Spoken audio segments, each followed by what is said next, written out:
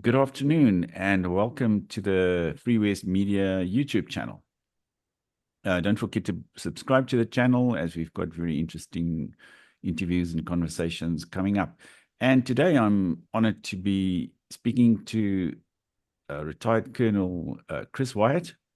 He's an American who's taken a great interest in South Africa. He lives in the US, but he visits the country regularly. And he's got a whole lot to say about South Africa, and he's got a lot of insight into how the US also sees this country. So, good afternoon to you, Chris. Well, Don, thank you very much. I appreciate it. It's a pleasure being here, and thanks for inviting me. Yes, and you're also an accomplished YouTuber with a channel of your own with, I think, 78,000 subscribers. Yes, just went over 78,000 last night. It's been a long haul. I had original channel that was censored by YouTube, even though I didn't break the rules during the censorship regime during COVID timeframe, and it wasn't because of COVID. They came after me and took me down for political reasons. I started this second channel, which is at Colonel Chris Wyatt on YouTube. And it was a long slog from April of 2021 until December 31st of 2024. So about 3.5 years, up to 20,000 subscribers. But since Nobbs and McKeezy assaulted a colored lady on a FlySAF air flight, my channel has really taken off. And really, especially since just before Trump became president, it's just really taken off. And it's whenever I come to South Africa, wherever I go, people recognize me. And that's not boasting, it's just a statement of fact. And I started keeping track of it a couple trips ago because I come about twice a year. And the last trip, 45 times in 30 days, somebody came up to me on the street who said, "Hi, hey, Colonel, how you doing?" I'm still in the Western Cape where I've been for a little over a week, and I just hit the 42nd person recognizing me today. I was eating at the Blauberg at the Kapstadt Brauhaus, and twice people came up to me. It's astounding. Yes, it's amazing. I used to write a column in the Report newspaper many years ago, and then I think a lot of people did recognize me and so on, and after that it sort of died down when I stopped writing the column. But these days I also find that with YouTube, yeah, I mean you get almost the same kind of recognizability and public profile that one had in the mainstream media, say 20 years ago. And that's really a very exciting development, and it shows that we've got the power now, and no longer the mainstream media, who in this country, of course, I mean everywhere in the world, I think the mainstream media are veer more towards the left, and we've had to live with that. But for the first time now, thanks to the internet and to social media and YouTube and so on, yes, we can have a real conversation, and all sides are, and you're familiar with the concept of the Overton window as well.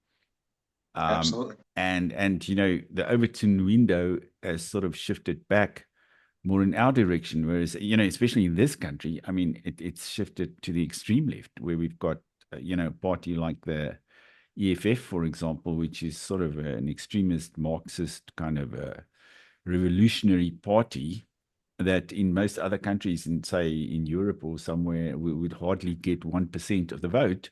And here they are at 10%. And I think that's only thanks to all the coverage they actually get in the mainstream media, and the way they are kind of almost, yeah, seen as a legitimate voice in the country, whereas their policies are completely off the charts. Well, I can't disagree with that. The thing about the EFF is they're not really a legitimate political party. It's a vanity project for Julius Malema. Once he goes, that party will disappear. It's already disappearing with him still there. I predicted to be under 10% last election, and that's where they came in at just under 10%. And the thing with them is that they don't really have any real policies. I mean, they promulgate ideas that are socialist, but they're just lazy. They're just bum hurt. They're just rabble rousers. They're just looking for a free ride. I mean, Julius Malema likes to rail about race, but I think the guy's not a racist. I think he's just an opportunist who sees a niche that he can milk, and he likes wearing his Breitling watches and riding in his Yeah. Range Rovers and living in his exclusive gated communities in Sandton and in Cape Town. So I don't put much stock in the EFF, but they are troublemakers. I remember they attacked the Clicks locations, including one of them was Petrobomb back in 2020. They can be trouble when they marched on Phoenix and when he demanded the Sputnik jab and other things. But they are a dying force, thankfully.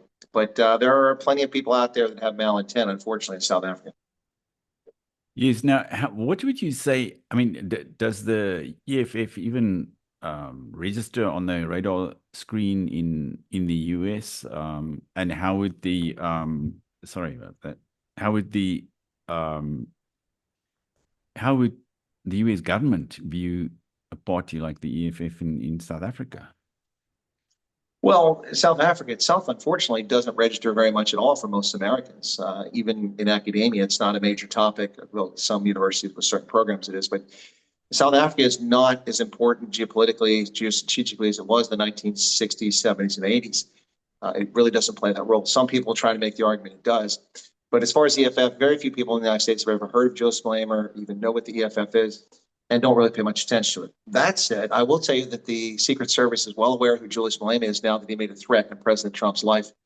He posted a tweet on X and he threatened President Trump and Elon Musk. And I wouldn't be surprised if there's a bench warrant out for his arrest right now. I'm just saying, I don't know if there is, but you don't make a threat to the President of the United States' life without consequences. So if I was him, I wouldn't be vacationing in Spain anytime in the near future.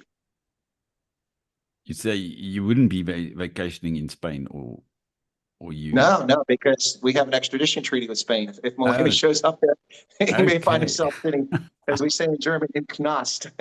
Yes. Well, that's very interesting. Yes. I didn't know that. Yeah. So you could be extradited to the US, and well, that would be actually a good solution for him to not bother us any longer. No, Um, no, look, Dan, I'm going to tell you, no, we already got rid of Trevor Noah. We're not taking him back. We're not taking Malema off your hands. That's your problem. yes. Yeah, I was thinking maybe they should, you know, sometime in the future, we're going to need a huge big prison for all of these people because, I mean, all of them are corrupt. They've all committed crimes and so on. And once the legal system is restored and the rule of law, then obviously they'll have to be prosecuted. And, Malema has been involved in this whole VBS bank scandal. And at one point, he would have actually been declared bankrupt if there hadn't been an armed robbery at the judge's house, writing the court judgment. So yeah, they've got a lot to answer for, and many people in the ANC have a lot to answer for. But would you say that the ANC is actually contravening a lot of human rights laws and conventions through its policies in South Africa against minority groups, some of its pronouncements, and the fact that it also tolerates these sorts of pronouncements by Malema, these sort of killer farmer things? Absolutely. I would agree 100% that the South African government does not adhere to the Universal Declaration of Human Rights, of which it's a signatory. Now, that's not a governing document, but it's an aspirational document. And your constitution, which is quite liberal, guarantees those rights, but they're not being protected, particularly for minorities. One of the problems South Africa has right now is they've been focused on the Africa Growth and Opportunity Act. But technically, South Africa has been eligible for that act since 2018 when they introduced the Expropriation Without Compensation Act into Parliament. The mere introduction of that means that the country doesn't respect private property rights and therefore is illegally involved in AGOA. But Trump didn't suspend them, Biden didn't suspend them, and now that it's actually law, Trump also didn't suspend South Africa, but South Africa has no right to be in AGOA. But that's all really water under the bridge at the moment with Trump's global tariff regime for reciprocal tariffs. But I don't think AGOA is going to be renewed. But yes, South Africa does not adhere to its own laws. The rule of law, in many respects, sadly, is a joke. It truly is, for a variety of reasons. But the judicial system, the three things that South Africa should have fixed at the end of apartheid have not been fixed, and in many ways have gotten much worse. Education, financing, and the rule of law all have gone sideways. During apartheid, most white South Africans never experienced violent crime. Most didn't. It was a very rare thing for a white South African to experience violent crime. But now everybody experiences horrific violent crime: rapes, murders, cash and transit heists, carjackings, home invasions. It's really, really unfortunate, but it is a reality. Yes, exactly. And also the drug problems that we've got now, because, prior to 1994, we didn't have much of a drug problem at all. There were people smoking what you call in the US marijuana, and here we call it dacha. there were people smoking that kind of soft drugs, but we didn't have any of these hard drugs that you find nowadays. We didn't have drug gangs and shootouts and stuff like that. So all of that, yes, has gone downhill. So the society is definitely in decline in all sorts of ways. Not only Well, no, yesterday I went to Parliament here in Cape Town. I interviewed Dr. Courtney Mulder from Freedom Front Plus. On my way back, I passed at least a dozen strung out people sitting on the streets in Cape Town. I don't know if they were doing mandrax or tick or what they were doing, but they were, I mean, just motionless, stoned out of their minds. It's unfortunate. And then, of course, the crime that comes with that is related to it. It's really, really sad situation. Look, I mean, I don't live in a glass house. We have drug problems in America too, especially in big cities like Los Angeles. But it's really sad to see in South Africa because, as you said, it wasn't the norm. It was a pretty rare situation. It's become all too commonplace now. Of course, drug dependency breeds crime, and it's a vicious cycle that's right on top of itself. And so it's sad to see that in the mother city. I'd never seen that before, and I've been here hundreds of times. I'd never seen people. I mean, obviously there's always been someone, but this was in broad daylight. It really got my attention yesterday. yes, it's absolutely awful. And well, following upon President Trump's executive order granting rights of what refugee status to Afrikaners. Do you think I mean, you mentioned previously that South Africa doesn't really move the needle in the US. I mean, there are so many other issues in the US, so we're not kind of top of we don't draw that much interest in the media. But would you say that that has done something to put our issues, and especially the Afrikaners as a brand, um, to kind of put us on the map, as it were? Because up until that moment, not very many international statesmen, if any, had ever, over the last few decades, referred to us specifically as a national group in a public conversation and in the media. Well, in fact, it is interesting that President Trump did that. He did a tweet about farm killings back in 2018, but it was just a one-off. It never went anywhere.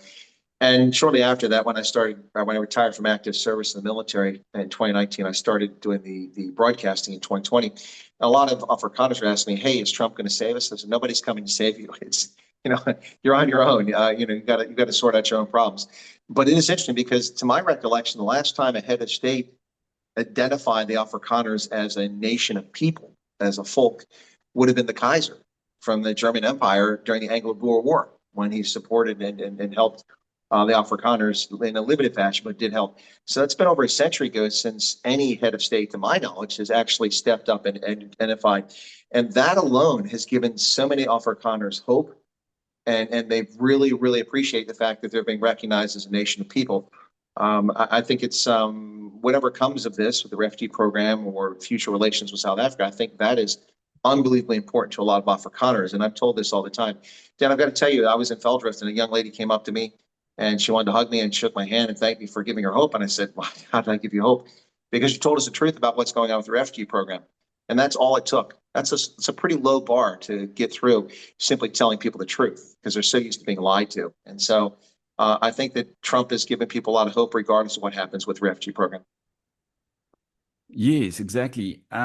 Now, would you say that the that the ANC regime in South Africa is anti-Western, sort of generally speaking, in its foreign policy? I mean, we've seen it also. Yeah, well, there's been this rift between the US and South Africa, but also on the international stage, it's very critical of the West and of the US in particular. I mean, that's why Rasul was actually sent back home, because he made these pronouncements about the United States and about President Trump. Do you see that old kind of almost antediluvian communist left-wing sort of attitude towards the West is still coming through in the rhetoric of the ANC?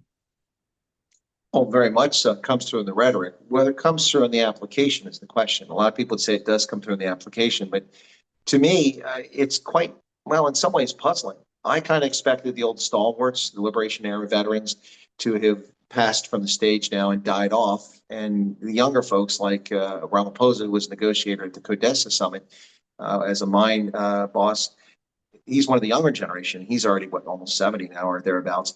So I would have thought the old guys would have been gone and that the ANC might have adapted to the modern world and entered the 21st century, but they've reverted back to the 20th century and they're in the 1930s.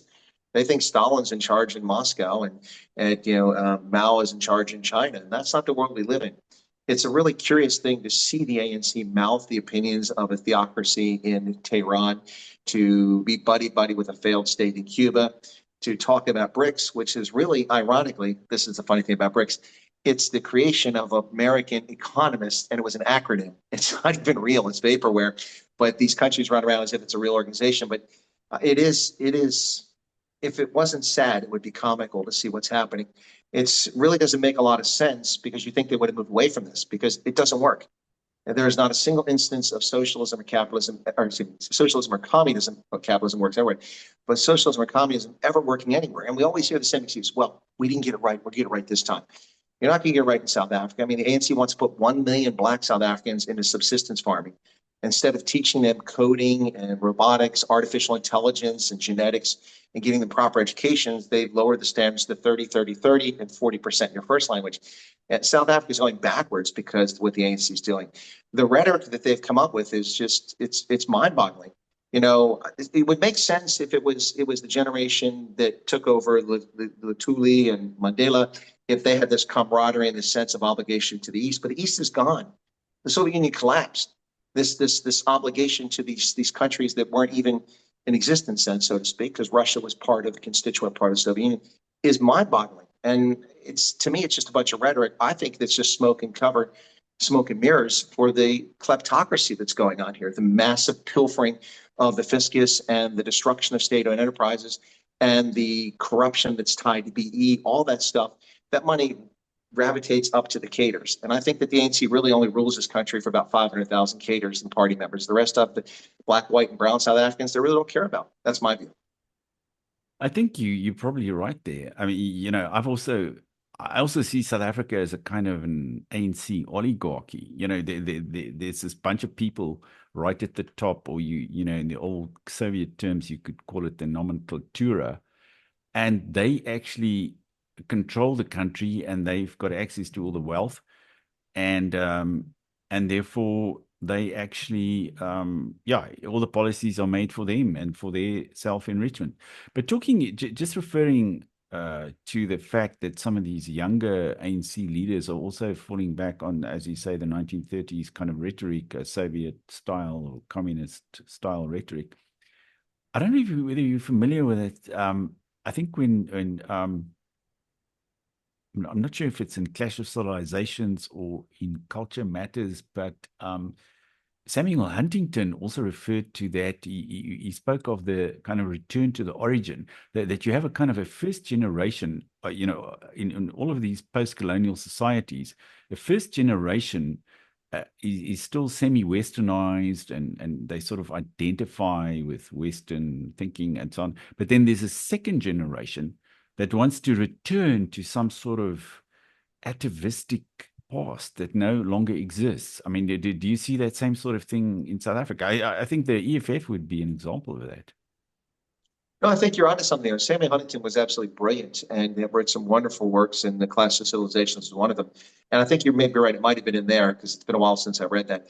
But I do see that, exactly. It's a weird thing where those who never lived through it want to revert to it. It's also, it's as silly as the blaming apartheid for 30 years of failure. You can make that excuse for a couple of years, but the ANC has had trillions of rand. They've had 30 years. They've had complete control of the national government, the parliament. They've controlled all the provinces except the Western Cape. They controlled it briefly, and except for the KZN, where for a short period of time the IFP was in charge.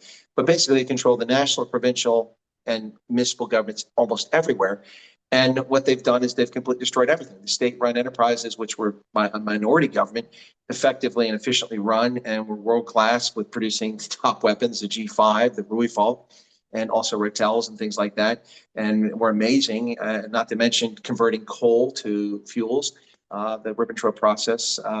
They perfected that and did some truly amazing things. The South African National Party did as a minority. They really accomplished an awful lot. But in the 30 years, what have we seen? The destruction of the rails, the world's worst performing ports. Ships don't even stop in South Africa. They steam around it when you could be making a lot of money from ships making port calls. Your airports are in degradation. Airports company South Africa's a mess. South African Airways is the Dodo has better chance of flying than South African Airways at this stage. It just goes on and on. Denel and Arms Corps, world-class arms manufacturers, have fallen apart. The grift that goes into all these BE contracts and diverting things, it's very much like in other parts of the developing world. And it's really sad to see. I mean, there was so much potential here, and there still is. But what really hurts me the most, Dan, is all the human capital that has fled South Africa. Initially, it was a lot of whites who left because they weren't sure what was going to come, or they were afraid it was going to come. But then coloreds and Indians and blacks also began to leave. If you go to Canary Wharf, the big financial district in London, you'll find South Africans everywhere. You can't throw a stone without hitting a Zimbabwean or a South African in Canary Wharf. And the same thing all over the world, the movers and shakers. I was contacted by an attorney practicing in New York. She's an Afrikaner. What are you doing in New York? Your home is in South Africa. I'm not begrudging her being in New York. My point is she had to go abroad because she was prevented from serving here effectively. It's truly tragic. And people in South Africa who are in power keep putting it in racial tones and racial terms. It's not. All South Africans are suffering under this nonsense, and all South Africans need to be liberated from it. But you know what? I'm sorry. I blame South Africans. In 2021, I interviewed 45 candidates for a municipal election from 8 different political parties and the leaders of 6 political parties in South Africa. And I encouraged South Africans to go to the polls because municipal elections matter. Most South Africans seek government day to day in delivery of services. And your country is a bit different than mine. Many of your services are provided by the municipality, whereas we get private services, private contractors. So if you want to see a change in governance, elect a party that's not the ANC so that it can deliver the police, fix the potholes, deliver your water, provide medical services, all the things at the local level. But 31% of South Africans rocked up. So you get what you paid for. And the same thing last year. The ANC came down, but not far enough. But I will tell you this, Dan, I will boast. In November of 2021, I predict the ANC will get 38 to 42% of the electorate in 2024. And I was spot on. They got 40.18. Yeah. There was one other thing I wanted to mention just now when we were talking about the ANC's kind of return to the past kind of policies. I think Moletsi Mbeki has also mentioned it somewhere that the ANC sees the black people as African peasants that must be resettled on the land to do subsistence farming, and this 1 million farmers that they want to create once they've confiscated the land. Is that not a completely absurd idea, in this day and age, to think that you're going to create an economy through subsistence farming by resettling people who don't actually want to farm back onto the land? Well, it's absolutely ridiculous. What we saw in Zimbabwe was the division of farms in a ridiculous manner. When they stole farms from people who had purchased them legitimately under Mugabe, 42% of all commercial farmland had been purchased since 1980 with Mugabe's government's first right of refusal. Yet they said the land was stolen by the settler columns in the 1890s. Total nonsense, most of it. And when they broke up the farms, they just put strings out and broke it in little squares, never considering access to water, never considering access to access ways and roads and things like that, or tillage. And so it was a complete disaster. Putting 1 million people into subsistence farming is asinine. The world is moving away from that. Automation in farming, the number of people in America who used to work on a farm was 60 or 70% of the population. Today, it's less than 1% of the population, and we're the most productive agricultural nation in the world. We moved to automation, and now we're using satellites to determine weather patterns and when to fertilize and when to till. And South Africa wants to go the opposite way. All that does is perpetuate poverty. No subsistence farmer anywhere on the planet is wealthy. You don't become wealthy becoming a subsistence farmer.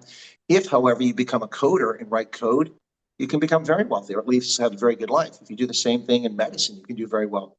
And instead of putting black South Africans in a position where they succeed, the ANC is trying to put black South Africans in a position where they're subservient and dependent on the state and the weather. And that's not a good plan. Only 13% of South Africa's surface area is actually arable. So we already got a problem to start with. And this isn't going to go well. It is brain dead to say at the very least this concept of putting people. First off, who is the ANC to put these people on the land? Like you said, many of them don't even want to farm. They're not interested in the farm. They're just interested in owning a piece of land. And if this is truly about land, if the issue is about land, then the ANC should issue title deed to the RDP houses, the Reconstruction Development Program houses that people occupy right now. There are billions of dollars of dead capital sitting around because the government owns that property and nothing can be done with it. If you issue title deed to the occupants, they will have collateral. They can go to the bank if they want to start a spa or a tuck shop. Now they've got something they can risk and lose. The bank can make a judgment of whether they can loan that person money or not. But that's all dead capital. And everything's going backwards because of this stupid 1930s mentality and the corruption. Exactly. Now, I mean, regarding okay, first of all, I think the US is a country that has traditionally, placed a high premium on private property and that it shouldn't be violated. Now, do you think once they start this kind of confiscation or what expropriation without compensation policy, well, they've already passed the law and everything, but once they start really implementing it, do you think that will widen the alienation or the divide between the US and South Africa even more? Absolutely. It already has. That's one of the reasons when that law was signed, that's what prompted Trump to sign the executive order. He wasn't taking any action against South Africa before that. And actually, there's no action taken against South Africa with the executive order. All that does is it suspends aid permanently, whereas aid had been suspended globally for 90 days because of massive corruption in the Biden regime. So the Trump administration put a stop to all financial assistance around the world for 90 days to evaluate what's going on. Well, those 90 days are up now, so I'm not sure the status of that.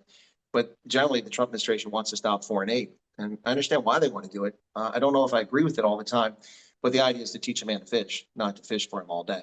We've been giving South Africa $500 million, 10 billion rand a year for decades, and it's accomplished very little other than allow the government to not take care of those needs. They've neglected those needs. For instance, HIV. President Bush, I was in DC when this happened, created the President's Emergency Plan for AIDS Relief, PEPFAR.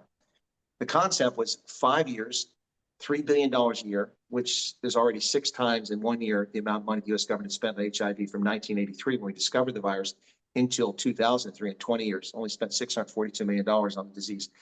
But in 1 year, $3 billion, $15 billion over 5 years. That plan wound up spending a total of $45 billion. But the idea was that help countries, especially in sub-Saharan Africa, get plans in motion, get a revenue stream in motion to take over that responsibility. A 5-year plan.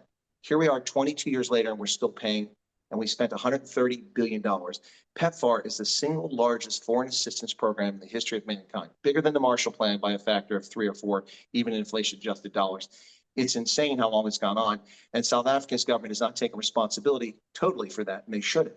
And it's unfortunate, but that money's now cut off permanently because the government of South Africa decided to cry when we cut the aid to everybody. And they said, oh, look at us, you're cutting our aid. If they had just not said anything, they might have gotten the money back. But now it's gone, at least for the short term. And they're going to have to negotiate with Trump if they want to get assistance. And there's not a team in Washington right now negotiating with anybody. The South Koreans, the Japanese are there trying to get the tariffs off. The Canadians are there. The Mexicans are there. But there's no South Africans. And nobody's negotiating. Doesn't look good. Regarding the corruption, there have been various African leaders who have also pillaged their countries and then acquired, used that money to acquire, luxury villas and mansions in Western countries. And on certain occasions, there have been court cases about that because both in the European Union and in the US, there are laws against corruption. And some of those assets have actually been forfeited to the state, or the money has been returned to the country in Africa where it was stolen from. I mean, do you think there's a possibility that at some point in the future, the ANC could, or ANC members could find themselves the subject or the object of such an investigation into corruption and the illegal acquisition of wealth and assets, as has happened before? Well, I think it's a very real possibility, but I'm not so sure of the application of it. So, for instance, some of the things you're talking about, Nigeria's former president stole billions of dollars, and U.S. recovered much of that money and returned it to the Nigerians, who they're grateful. They're grateful for the money coming back. But unlike West African dictators and thieves and Central African dictators and thieves, it appears that whoever's been stealing in South Africa, at least to my knowledge, has mostly spent the money or parked it here in South Africa, buying villas and mansions and things like that, and luxury cars and such. They're not parking that asset abroad. They used to put them in Swiss banks, but maybe the Channel Islands, I'm not sure. But I don't know that South Africans who've stolen money have really sent much abroad. So unless they've sent the money abroad, it's really difficult for anyone to make a claim because South Africa is a sovereign state. We can't prosecute someone for corruption in South Africa unless the corruption deals with U.S. banking system. Well, then we can come after you. So I don't think anything's happened there, but I'm pretty confident that based on what Representative Troy Nehls of Texas has put forward, something called the Offer-Connor bill, which is now in process. It's House Resolution 20, House Resolution 2607, I think it is, to formalize the refugee program and take it much deeper than Trump was doing, but also to do an investigation into the leadership of the ANC and senior members of government for corruption and also for human rights abuses. And with the concept and the idea of targeting South African officials for targeted sanctions, travel sanctions, SWIFT banking bans, and things like that, that should make a lot of people in South Africa very nervous because that's a very serious situation. If that bill becomes a law, then the U.S. will be obligated to follow through on it. And you will find several members of the senior ANC members that will be banned from international travel. Now, in effect, it's the U.S. banning it, but in reality, it affects Europe, Japan, places like that. So the only place to be able to go is like Malaysia and Zimbabwe and China, Tehran. Not exactly your best destinations for healthcare or buying luxury items. Yes, and I mean, if you think about it, I mean, Visa and Mastercard, they're probably using Visa and Mastercard to, well, there was this one of these corrupt individuals associated with the ANC, Edwin Sodi. He was involved in this whole. There's a court case on at the moment about that. The Ace Magashule corruption and the famous contract to count asbestos roofed houses in the Free State. It started off as a contract or a tender for 7 million rand and ended up being 1 billion. There was a 1 billion rand that sloshed around in various bank accounts and so on. And he said that, he said during the Zondo Commission that he routinely buys bottles of champagne worth 4,000 rand each. That's just his lifestyle. But he must use a Visa or MasterCard to do that. So do you think it's conceivable that once those targeted sanctions arrive, that some of these individuals won't have access to Visa or MasterCard? Because those are US financial institutions, or don't you think it will go that far? No, I think you're 100% correct. It will go that far. And I think a lot of people are very nervous right now. But look, these folks have brought it on themselves. They draw attention to themselves. They could have continued their kleptocracy, and as long as they weren't damaging the interests of the United States. But that's exactly what South Africa has been doing, or at least the ANC-led South Africa has been doing that. The list goes on and on. The South African government was dismissive of the Lady R incident when people in Simonstown saw Bloemfontein numbered plates from the special forces down there in the dark of the night. What are they doing from Bloemfontein down here? And also saw containers being offloaded from the ships at night and loaded back on there. And the government simply ignored the public when the public asked the question the next days, and they just dismissed it because they're arrogant.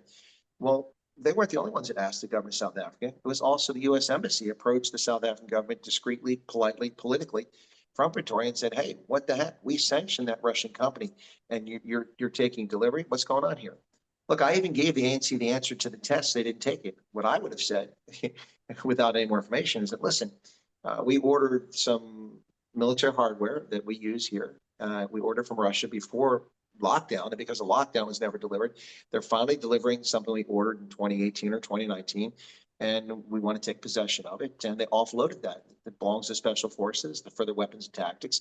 And as far as things being loaded back on the ship, every ship that comes in port always refits and refuels. They put new medicines and new food and supplies go on. So there's nothing untoward going on here. I mean, that would have been a plausible answer, but they just ignored it. And they ignored the U.S. government for 5 months until Washington told Ambassador Ruben Briggity, to announce to the press that they were putting weapons on there.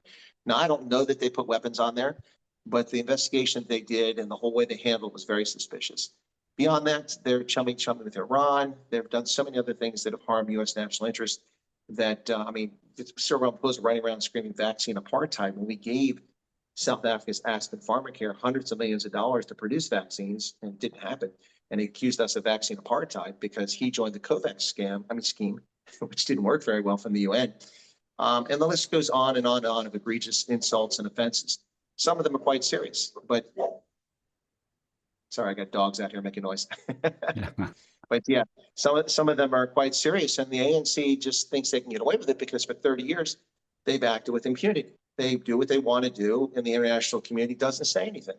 And that's how we've gotten to the stage. The government in South Africa has never been held accountable by the international community because April 27th, 1994 is a magical day, the Rainbow Nation. And Europeans and the Americans walked away, and that's where history ended. You know, Francis Fukuyama wrote a book, The End of History. Sure. Well, for the West, the end of history for South Africa was April 27, 1994. It's a very applicable term. And most people in the West have not woken up and realized what's happening in South Africa in the past 30 years. Some of us have, and now someone of great influence and power, the most powerful politician in the world, is paying attention. And it's not for good reasons. And that's unfortunate for South Africa's politicians, but it might be good for South Africans in the end.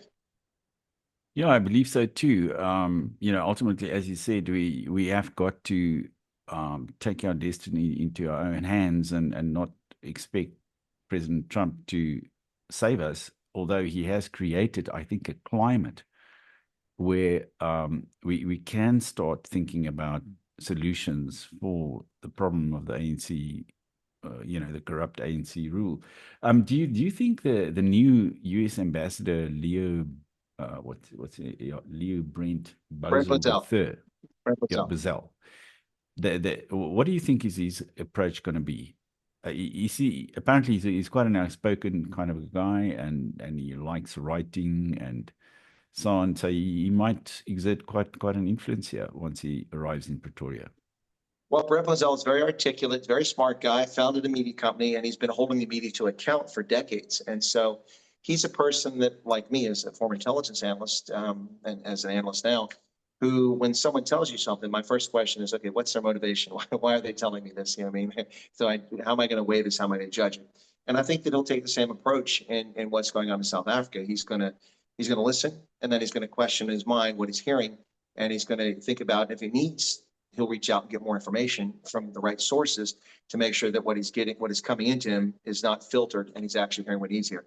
I think Brent Bozell will probably be a very good choice for ambassador of South Africa. A lot of people thought it was going to be Joel Pollak, but Joel Pollak, I discounted that because Joel Pollak is deeply faithful. He's a Jewish person.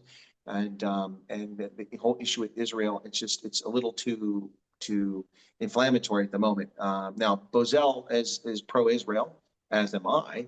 But I'm not Jewish, and I'm not standing on a picket line defending Israel like Joel Pollak was doing, and now there's Brent Bozell. So I think that it'll work fine in that respect. But he's a smart guy, and something I should share with you. I recently heard Rob Hersoff, who's a friend of mine, speaking, and he was on DJ Sabu's podcast. He was talking to Panul, and in this he said that for 30 years, you guys, he was talking about Black South Africans, have had a monopoly on speech. And white guys say something, nobody listens, or they're just racist. But that's changing now. Now, I would modify what Rob Hersoff said and say the following. I think he's correct about that in many respects, unless you're a leftist white South African, then you were listened to all along. But I think it's not just Afrikaners and white South Africans who can speak up now and are speaking up for a change. But I think many South Africans, black, white, and are stepping forward and saying, "Genoeg is genoeg. We've had enough. And we are tired of this nonsense. We want proper governance." And I see Black South Africans stepping forward like never before. You see some young folks like Citizen Concern doing some great work. I used to see Sila Ngabisa, Big Daddy Liberty also doing that in the past, and many others. And I think that we might be at top of the Overton window, we might be an inflection point in the history of post-apartheid South Africa, where South Africans hopefully begin to stand up for themselves, whether they're Xhosa, Venda, Afrikaner, Portuguese, German, English, Tswana. I think we might be at that stage right now, and I hope that's the case. And I'd love to be part of it because I'd love to see South Africans take their own destiny in their own hands. Well, yes, I'm dreaming of the same thing, that there could be a kind of a broad, conservative coalition in South Africa that could come forward and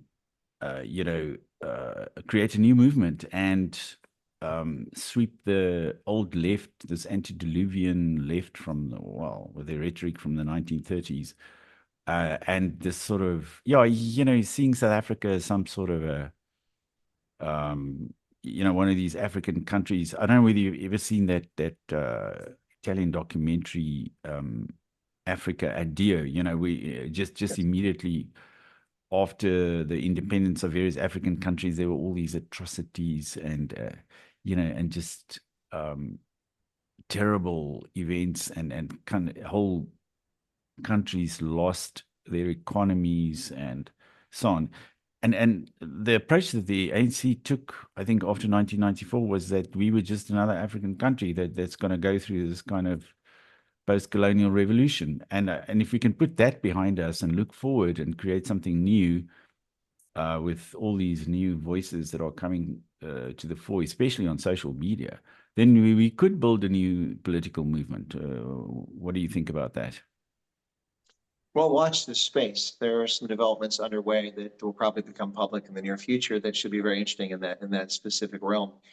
Beyond that, yeah, I think that it's as they say in Swana, Kenako. It's time. It's time to make this happen. It really is. Look, we y'all South Africans and me, someone who cares about South Africa, we can't let South Africa fail. And it's fallen so far. It's on its knees. We've got to help it get back up off its knees. And that's what elections are for. And a lot of people are apathetic. They don't believe in voting. And you know what? You're part of the problem. You don't vote, you're part of the problem. Last year I ran for the state legislature in Pennsylvania. And every person I met was very supportive of my campaign, but I didn't win. I didn't even come close because of dirty politics. And that was in the Republican Party in my state of Pennsylvania. And you know what? You get what you pay for. And the guy that's in office now is not exactly a leader, just someone that's there for a paycheck. So you get what you get. You got to go to the polls. You've got to get involved. You got to be involved in civic organizations. A lot of people say, I don't like politics. I want to get involved. Well, you know what? Politics comes for you, whether you want to be involved or not. Did you want BEE? No. Did you want the tourism relief fund to go only to historically disadvantaged firms? No. Did you want the expropriation? No. Did you want the 3% black tax? No. Well, guess what? That's all politics. And if you don't get involved in politics, you become a victim of it. And that's where we are. And America was on knife's edge, Dan. We were on knife's edge. We were there. We were headed the same direction as South Africa, and we saved ourselves on November 5th. Now, a third of the country doesn't believe that, but that's because they're lunatics. But we saved ourselves. And with Donald Trump's help, without people realizing it right now, we're actually helping save the world. And I hope that's because that's America's, not to be brash, but America is a global leader. And when we're not leading, which we haven't been doing since 1990, we've been sitting back and absorbing events instead of leading the global charge. Well, bad things happen. Look at what's happened since 1990. Yugoslavia disintegrated to brutal civil war, 50,000 children born of rape alone, rape houses put into places like Birchko. Unbelievable. In Srebrenica, murders 7,000 young men. And at the top of that, we saw what happened in Rwanda with 850,000 people butchered, mostly with pangas, and Somalia, and now in the Sahel. When America's not leading the world, it kind of falls apart. I mean, I'd be happy if we didn't have to lead the world because there'd be less taxes. I wouldn't have to pay to patrol the global sea lanes. But somebody's got to be in charge because it's global chaos otherwise. Yeah, I think this whole Trump revolution in the US has been very inspiring, and at one point it looked completely unlikely that he would get a second term. I mean, and they're all these kind of, you see these videos now on X and elsewhere, even prior to 2016, of Nancy Pelosi and various other people stating that Donald Trump would never become president, never in my lifetime. And now he's into his second Well, I mandate. I came back to the States from Ethiopia in 2015 when the campaign was underway, and I traveled in about 8 states, so not everywhere, but 8 states, and I saw two Hillary Clinton signs. Both were in Kentucky and Amish country. Not a single Hillary Clinton sign anywhere else. Hillary Clinton had a rally in Harrisburg. 340 people showed up. Donald Trump had a rally 2 days later. 15,000 people, and they turned away 10,000 people who couldn't fit in the building. I knew Trump was going to win in 2016.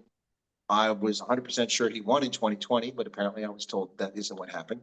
And then I was 100% sure he was going to win this time. The problem is that people in the international community are being fed a filtered version of news about Trump and about what's happening in America. And most, like the lawsuits against him, were just total fabricated nonsense by political leftists that have no merit legally. And most of them are disappearing as a consequence. But they tried to destroy him. They tried to bankrupt him. I mean, Bernie Madoff stole from millions of people and stole like $20 billion. His bail was $10 million. Donald Trump stole from no one. He's accused of inflating his business statements, which he didn't do, to get a loan from Deutsche Bank. But Deutsche Bank said they did their own due diligence. They were comfortable with loaning that money to him. The loan was paid back on time, and they made money off of it. No one was injured. They didn't cheat anyone else out of the loan because he got it, because no one else came for that loan and he did. Yet they gave him a $475 million bail bond because they were aware that he had about $500 million in cash. They wanted to bankrupt him so he couldn't run for president. The entire thing was a fix, but most people don't see that overseas because that's not what you're told about Donald Trump. Look, I'm not a fanboy of Donald Trump, but I voted for him 3 times. I think he's brash. I think he's impolite. I think he's egotistical, but most rich people are. So that's just the nature of it. You just have to deal with that. But he's incredibly effective as a president. Promises made, promises kept. Donald Trump promised to put a tariff regime in place to get fair trade for the United States. We've been screwed for decades by countries around the world, and we've been just taking it. And as a consequence, I listened to Trump. November 5th, he won the election. And November 10th, I ordered my new laptop before the tariffs came into effect. So I didn't pay twice as much for my laptop. Well, on that note, I want to thank you, Chris, for this very interesting conversation. And thank you very much for all the interest you take in South Africa and also that you're promoting in your way and very effectively our cause in the United States. And if ever, yeah, we should actually present you with some sort of honorable Afrikaner award, for somebody who's actually already contributed immensely to our destiny in the world, I would say. Well, it's very kind of you. A lot of people do consider me an honorary Afrikaner. Ik praat nie Afrikaans nie, maar ek verstaan. But all I want are the Burmeises. Show me where the Burmeises are, and I'm happy. Yes. Well, I've often heard that said, even in French and whatever, the Buddha women are the most beautiful and the most intelligent in the world. So I think you can agree with that. We can all agree with that. Okay, there you go. Thank you very much. Until next time. My pleasure. Thank you very much. Bye.